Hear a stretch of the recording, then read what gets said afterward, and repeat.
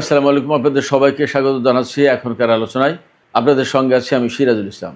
দর্শক, ইরানের সর্বোচ্চ জাতীয় নিরাপত্তা পরিষদের প্রধান মহসিন রেজাই সুস্পষ্ট করে বলেছেন, ভবিষ্যৎ মধ্যপ্রাচ্যে আমেরিকার কোনো জায়গা নেই। অর্থাৎ আমেরিকাকে মধ্যপ্রাচ্য ছেড়ে চলে যেতেই হবে। এই কথা কার কাছে বলেছেন? এই কথা বলেছেন ইরাকের সুপ্রিম জুডিশিয়াল কাউন্সিলের প্রধান, তার সাথে বৈঠকে। এদিকে আমেরিকা গতকাল যে প্রলয়ঙ্কারী নিষেধাজ্ঞা আরোপ করেছে ইরানের বিরুদ্ধে, সেই নিষেধাজ্ঞা কার্যকর হবে কি হবে না তা মূলত ডিপেন্ড করছে চীনের উপরে। চীন যদি এই নিষেধাজ্ঞা মেনে চলে তাহলে এই নিষেধাজ্ঞা কার্যকর হবে, আর যদি চীন নিষেধাজ্ঞা না মানে তাহলে নিষেধাজ্ঞা কার্যকর হবে না। কারণ ইরানের তেলের শতকরা 90% প্রায় শুধু একা চীন কিনে নেয়। এখন এই চীন কি করবে? চীনের পক্ষ থেকে কিন্তু অলরেডি বক্তব্য চলে এসেছে। কি বলেছে চীন? তারা কি মানবে এই নিষেধাজ্ঞা? তারা কি মানবে? এবং মার্কিন গণমাধ্যমগুলোতে বলা হচ্ছে যে মার্কিন প্রশাসন বা ডোনাল্ড ট্রাম্পের প্রশাসন যে ইরানের উপরে নিষেধাজ্ঞা দিয়েছে, সেই নিষেধাজ্ঞা কার্যকর করতে হলে বিশ্বের বহু সংখ্যক দেশকে ম্যানেজ করতে হবে আমেরিকাকে। কারণ আমেরিকা তো ইরানের কাছ থেকে তেল কেনে না, অন্যরা কেনে, অন্যদের সাথে বাণিজ্য আছে। সেই সমস্ত দেশকে থামাতে হবে। কারা কারা ইরানের কাছ থেকে তেল কেনে,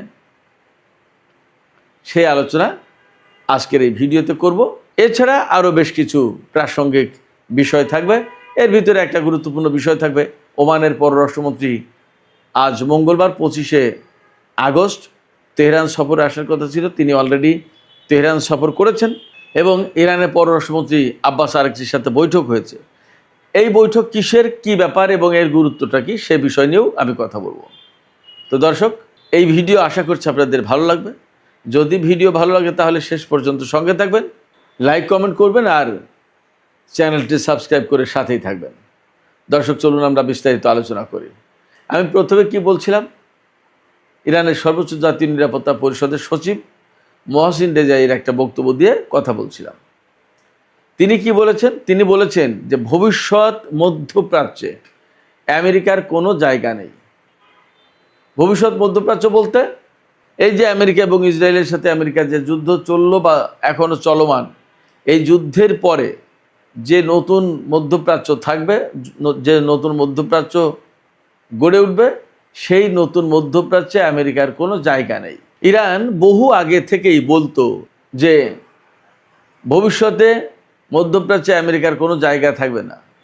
আপনাদের ছোটোখাটো এই ভাই, এই বিশ্লেষক, আমি যে টুকটাক বিশ্লেষণ করি, আমিও বহু আগে থেকেই বলছি যে ভবিষ্যতে ইরান, চীন এবং রাশিয়ার যে বলয় গড়ে উঠবে, সেই বলয়ে তুরস্ক এবং পাকিস্তানের থাকার সম্ভাবনা আছে। এটা 2014-15 সালের দিকে আমি কলাম লিখেছিলাম। আমার আগে বাংলা ভাষায় এই রকম পরিষ্কার করে কোনো কেউ এই কলাম লেখেনি, এবং সম্ভবত ইংরেজিতেও আমি যেভাবে লিখেছি ইংরেজিতেও সেভাবে লেখেনি। আমি তো বাংলায় লিখেছি, ইংরেজি কলাম যারা লিখেছে তারাও আমার মতো করে একদম সুস্পষ্ট করে ক্যাটাগরিক্যাল কোনো বক্তব্য দেয়নি। আমি এখানে বিশেষ কোনো ক্রেডিট নিতে চাচ্ছি না। আমি যেটা বলতে চাইছি সেটা হচ্ছে এই যে এই ফোরকাস্টগুলো আসলে করা যাচ্ছিল অনেকগুলো কারণে। ভেতরে ভেতরে ইরান শক্তিশালী হয়ে উঠছিল, প্রযুক্তিগত দিক দিয়ে অনেক আধুনিক হচ্ছিল, প্লাস মধ্যপ্রাচ্যে তার যে সহযোগী ফোর্সগুলো গড়ে উঠছিল, এগুলোও গুরুত্বপূর্ণ ছিল। এর পাশাপাশি রাশিয়া এবং চীনের ভেতরে একটা তাড়না ছিল যে এককেন্দ্রিক যে বিশ্ব ব্যবস্থা গড়ে তুলেছে আমেরিকা, এই বিশ্ব ব্যবস্থার বিপরীতে নতুন ধরনের যদি বিশ্ব ব্যবস্থা গড়ে না তোলা যায় তাহলে তারাও আমেরিকার প্রভাবে হারিয়ে যাবে, তারাও ভালো কিছু করতে পারবে না। আর ইরান তো সেই বিপ্লবের পর থেকে মার্কিন বিরোধী বা সাম্রাজ্যবাদ বিরোধী ভূমিকা নিয়ে তো এগিয়ে যাচ্ছিলই। ফলে এই তিনটি দেশের চিন্তা চেতনা অনেকটা মিলে গেল। বিশেষ করে 2010-এর পর থেকে ধীরে ধীরে যে সমস্ত পরিবর্তনগুলো ঘটছিল মধ্যপ্রাচ্য কেন্দ্রিক, ইরান কেন্দ্রিক, পরমাণু কর্মসূচি কেন্দ্রিক, সেই সব জায়গা থেকে মোটামুটি ধারণা করা যাচ্ছিল যে আস্তে আস্তে চীন, রাশিয়া এবং ইরানের মধ্যে সম্পর্ক বাড়ছে এবং এই সম্পর্ক এক পর্যায়ে গিয়ে কৌশলগত সম্পর্কে পরিণত হবে। এক পর্যায়ে এই সম্পর্ক অত্যন্ত ঘনিষ্ঠ মিত্র দেশ হিসেবে এই তিন দেশকে একটা বলয়ে আনবে এবং তখন মধ্যপ্রাচ্যে আমেরিকার জন্য থাকা কঠিন হবে, আমেরিকার পা রাখার জায়গা থাকবে না। আমি ঠিক এই ল্যাঙ্গুয়েজে বলেছি কলামগুলোতে যে ভবিষ্যতে ইরান, রাশিয়া এবং চীন যদি এক বলয়ে আসতে পারে, তে আমেরিকার পা রাখার জায়গা থাকবে না মধ্যপ্রাচ্যে, এবং সেই বলয়ে থাকবে আরও কারা। আমি তাও বলে দিই, তখন বলেছিলাম যে কাতার থাকতে পারে, সিরিয়া থাকতে পারে, তুরস্ক তো থাকবে এবং ইরাক থাকবে। সিরিয়া তুরস্কের কারণে হয়তো থাকবে যদি যে শেপ পাচ্ছে, কিন্তু আমার বক্তব্য ছিল বাশার আল আসাদের সিরিয়া। যাই হোক, সেখানে রাজনৈতিক পরিবর্তনের পরে এখন অনেক কিছু ঘটে গেছে, বাট দেখা যাক তুরস্ক, ইসরায়েল, সিরিয়া কেন্দ্রিক যে সমস্ত ঘটনাগুলো এখন ঘটছে, এই সমস্ত ঘটনাকে কেন্দ্র করে আসলে সেখানকার পরিস্থিতি কোন দিকে যায় আমরা অপেক্ষা করি। এই যে মধ্যপ্রাচ্যের যে ভবিষ্যৎ গড়ে উঠতে যাচ্ছে আমেরিকার সাথে যুদ্ধের শেষে, আজ না হোক কাল, কাল না হোক পরশু তো যুদ্ধ শেষ হবেই। যুদ্ধ শেষ হওয়ার পর এখানে আমেরিকার আগের যে মাতব্বরের যে প্রভাব প্রতিপত্তি ছিল, এগুলো থাকবে না। এবং আমি আবারও বলি থাকবে না, এই কারণেই বলতে পারছি যে ইরান তার প্রভাব প্রতিপত্তির সামরিক সক্ষমতা নিয়ে তো বসে আছেই, পাশাপাশি আমেরিকার এই সামরিক শক্তির উপর যে মধ্যপ্রাচ্যের দেশগুলো নির্ভর করছে না, তার বড় প্রমাণ আমি আবারও বলি মক্কা চুক্তি। মক্কা চুক্তির মানেই হচ্ছে যে আমেরিকা, তোমার আর দরকার নেই, তোমার নিরাপত্তা ব্যবস্থা আমাদেরকে সেভ করতে পারেনি, প্লিজ গো, তুমি এখান থেকে যাও, আমরা আমাদের মতো করে দেখি। এবং ইরানের কাছে যে আঞ্চলিক নিরাপত্তার ব্যাপারে আলোচনার প্রস্তাব দেওয়া হয়েছে তুরস্ক, পাকিস্তান এবং সৌদি আরবের পক্ষ থেকে, এই প্রস্তাব নিয়ে যখন আলোচনায় বসবে ইরান তাদের সাথে, তখন কিন্তু অনেক আলাপ আলোচনা হয়ে যাবে। তখন মধ্যপ্রাচ্যের নতুন একটা রূপ ধারণ করবে এই আলোচনাগুলো যদি ইতিবাচকভাবে এগিয়ে যায়। আর এই মক্কা চুক্তি, আমি আবারও বলি, মক্কা চুক্তি যেটা হয়েছে, এই মক্কা চুক্তি যদি ঠিক স্বাভাবিকভাবে সুন্দরভাবে এগিয়ে যায়, তাহলে এই মক্কা চুক্তিকে কেন্দ্র করে শুধু মধ্যপ্রাচ্যের ভূ রাজনীতির সমীকরণ না, দক্ষিণ পূর্ব এশিয়ার রাজনীতির সমীকরণ পাল্টে যাবে এবং তার সূত্র ধরে বিশ্বের অনেক কিছু পরিবর্তন হয়ে যাবে। এটা অনেক বড় ব্যাপার। তো এই সমস্ত যে বড় বড় পরিবর্তনগুলো ঘটবে, এই বড় বড় পরিবর্তনগুলো ঘটার পেছনে এই ইরানের সাথে আমেরিকা এবং ইসরায়েলের যুদ্ধ, এবং এখানে আমেরিকা আর ইসরায়েলের পরাজয়ের প্রশ্ন। তারা যদি চূড়ান্তভাবে পরাজিত হয়, তারা যদি এখান থেকে চলে যায়, অর্থাৎ আমেরিকা বিশেষ করে, তাহলে একদম সমস্ত সব কিছু পরিকল্পিত উপায়ে দ্রুত ঘটে যাবে। সেই জন্য মহসিন রেজাই বলছেন যে ভবিষ্যৎ মধ্যপ্রাচ্যে আমেরিকার কোনো স্থান নেই, সেখানে বরং ইরান আর ইরাক বিশেষ ঘনিষ্ঠ বন্ধু হবে, এবং এই দুটো শক্তি কিন্তু একটা গুরুত্বপূর্ণ ফ্যাক্টর হয়ে দাঁড়াবে। যেমন তুরস্ক, সৌদি আরব আর পাকিস্তান একটা ত্রিমুখী চুক্তি করলো, ইরাক, ইরান বা আরও কেউ মিলে কিন্তু এরকম চুক্তি করলেও করতে পারে, কিছু বলা যায় না। আর সবাই মিলে যদি মক্কা চুক্তিতে ঢুকে যায় এবং সেটা যদি কার্যকর শক্তিশালী জোট গঠন হয়, তাহলে সেটাই বরং বেশি ভালো হবে। দেখা যাক, আমরা অপেক্ষা করি কি করে তারা। এদিকে আমেরিকার পক্ষ থেকে গতকাল, অর্থাৎ বাংলাদেশ টাইম গতকাল সোমবার, যে প্রলয়ঙ্কারী নিষেধাজ্ঞা আরোপ করা হয়েছে ইরানের বিরুদ্ধে, আমেরিকা যেভাবে দাবি করছে, তাতে অনেকগুলো ব্যাপার এসে গেছে।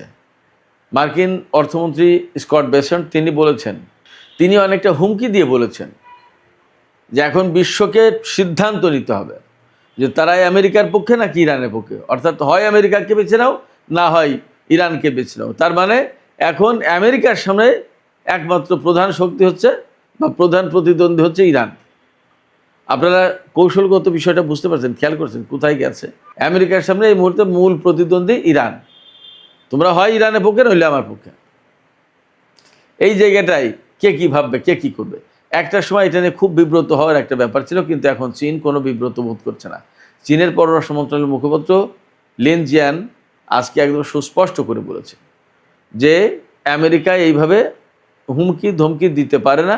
আমেরিকা এককভাবে, একতরফাভাবে কোনো দেশের উপর নিষেধাজ্ঞা আরোপ করতে পারে না, এটা জাতিসংঘ বা আন্তর্জাতিক আইনের খেলাপ।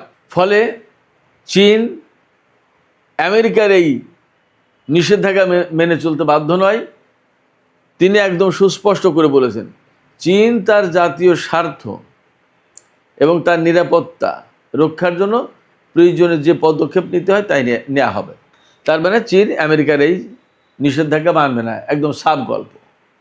এখন এই রকম জায়গা থেকেই আমেরিকার গণমাধ্যমগুলো বলছে যে ডোনাল্ড ট্রাম্পের এই নিষেধাজ্ঞা কার্যকর হবে তখনই যখন বিশ্বের অন্যান্য দেশ সহযোগিতা করবে, কোঅপারেট করবে এবং এই নিষেধাজ্ঞা বাস্তবায়ন করার চেষ্টা করবে।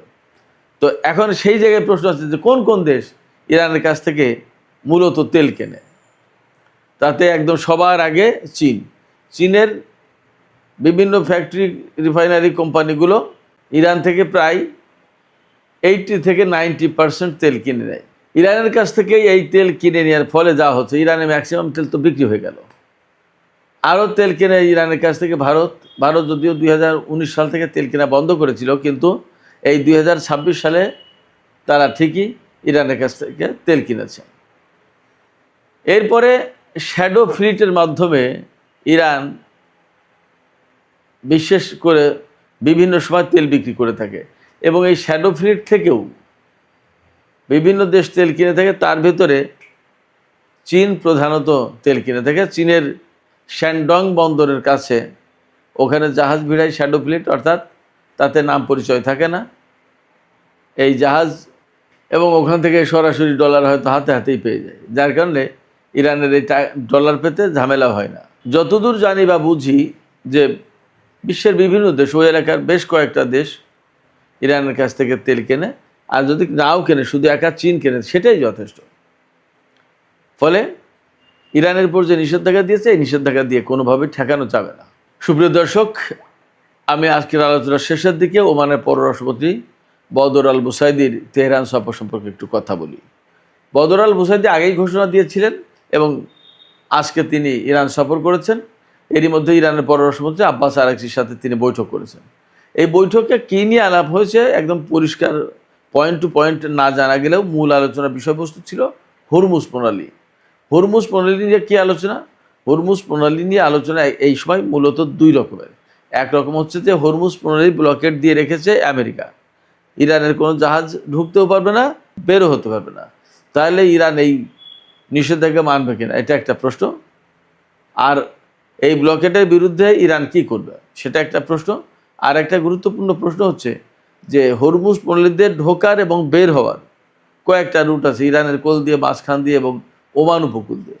কারণ ওমান উপকূল দিয়ে যদি আমেরিকা ইসরায়েলের জাহাজ চলাচল করে আর ওমান যদি সেটা ঠেকাতে না পারে, তাহলে তো ইরান এবং ওমান মিললে বহুদিন ধরে যে পরিকল্পনা করছে সেই পরিকল্পনা বাস্তবায়ন করা সম্ভব না। তাহলে কি করা? সেই জায়গায় ইরানকে বৃহত্তর ভূমিকা পালন করতে দেবে কিনা ওমান, সেটা হয়তো আলাপ আলোচনায় আসতে পারে।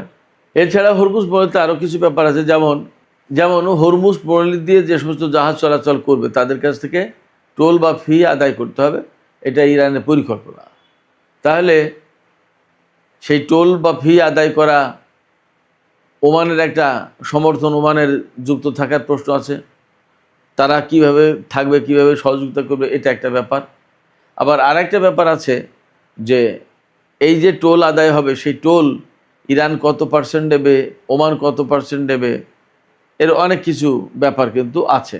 এই সমস্ত নানা বিষয়ে নিশ্চয়ই ওমানের পররাষ্ট্রমন্ত্রীর সাথে ইরানের পররাষ্ট্রমন্ত্রীর আলাপ হয়েছে এবং এরই মধ্যে যেহেতু ইরান এবং ওমানের ভেতরে হরমুজ প্রণালী কেন্দ্রিক চুক্তি চূড়ান্ত হয়েছে বলে জানা যাচ্ছে, তাহলে সেই চুক্তি কবে থেকে বাস্তবায়ন করা হবে এবং আমেরিকা যে ব্লকেট সৃষ্টি করে রেখেছে এই জায়গায় যদি আমেরিকার বিরুদ্ধে যদি এই সময় ইরানকে যুদ্ধ করতে হয় তাহলে ওমানের ভূমিকা কী হবে, অনেক কিছু ব্যাপার আছে।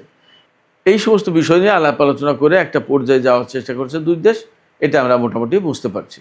এখন এই দুই দেশের আলাপ আলোচনা কতটুকু সফল হলো এবং তারা কী ধরনের অবস্থান নিচ্ছে তার উপরে কিন্তু হরমুজ প্রণালীর অনেক কিছু নির্ভর করছে। হরমুজ প্রণালীর পরিস্থিতি, মধ্যপ্রাচ্যের সামগ্রিক পরিস্থিতি আসলে কি হতে যাচ্ছে তা হয়তো আগামী কিছুদিনের ভেতরেই পরিষ্কার হবে। আমরা ততক্ষণ পর্যন্ত অপেক্ষায় থাকি। সুপ্রিয় দর্শক, এখনকার আলোচনা এখানে শেষ করছি।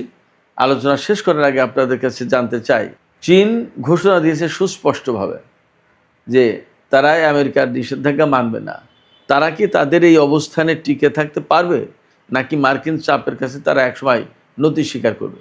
আর ইরান যে বলছে ভবিষ্যৎ মধ্যপ্রাচ্যে আমেরিকার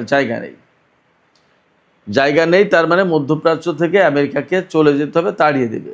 ইরান কি আসলে এতটা চাপ সৃষ্টি করতে পারবে মার্কিন সেনাবাহিনীর উপরে, যার কারণে তারা মধ্যপ্রাচ্য থেকে চলে যেতে বাধ্য হবে?